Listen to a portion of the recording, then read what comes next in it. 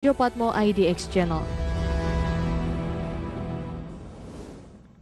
Ya pemirsa, lantas bagaimana dengan penerimaan negara terutama dari pajak hingga semester 1 2020? Kita coba lihat datanya bersama-sama yang sudah dirangkum oleh tim redaksi IDX Channel dalam sejumlah rangkaian grafis berikut ini.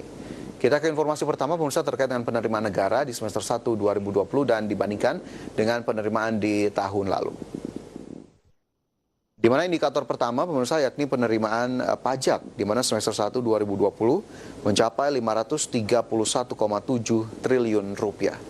Jika kita melihat data pada semester 1 di tahun lalu atau di tahun 2019 hingga Juni, penerimaan pajak mencapai 604,3 triliun rupiah. Ini berarti terjadi penurunan dalam kisaran 12,01%. Bagaimana dengan sisi bea dan cukai? Pemirsa, jika kita lihat data yang ada, justru terjadi kenaikan.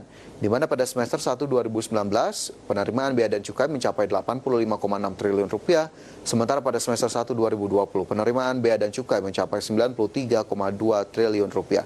Berbanding terbalik dengan penerimaan pajak yang terkontraksi, justru pada penerimaan bea dan cukai terjadi kenaikan sebesar 8,87%. Bagaimana dengan persentase dari target penerimaan pajak, kemudian jika PPh migas, serta pajak non-migas?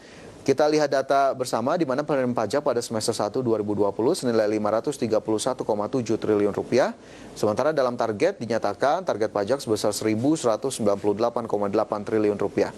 Ini berarti realisasi dari penerimaan pajak pada semester 1 2020 baru mencapai 44,4% dari target yang telah ditetapkan. Bagaimana dengan PPh migas? PPh migas pada semester 1 2020 mencapai 18,1 triliun rupiah, sementara dalam target sebesar 31,9 triliun rupiah. Sudah lebih dari setengahnya atau mencapai 56,7%. Dengan pajak non-migas, kita coba cermati bersama di mana angka realisasi mencapai 513,7 triliun rupiah, sementara target yang telah ditetapkan di level 1.147 triliun rupiah. Ini berarti persentase mencapai 44%.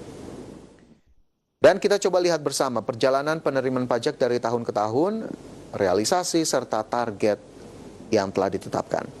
Di tahun 2015, penerimaan pajak mencapai 1.060 triliun rupiah, adapun target di posisi 1.294,2, kurang lebih sekitar 200 triliun rupiah shortfall yang dialami.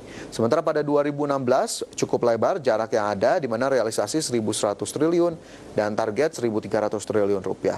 Bergeser ke 2017 sudah mulai menipis shortfall dari pajak di mana 1.151 di tahun 2017 realisasi yang berhasil dibukukan, sementara target di 1.283,6 triliun rupiah. Dan dalam 2 tahun terakhir, kita coba lihat bersama, realisasi di 1.313 triliun, sementara target APBN mencapai 1.424 triliun rupiah. Tentunya target dalam beberapa tahun terakhir masih selalu lebih tinggi. Sementara di tahun lalu, target yang telah ditetapkan di 1.577,6 triliun rupiah, sementara capaian dari penerimaan pajak di tahun 2019 sebesar 1.332,2 triliun rupiah.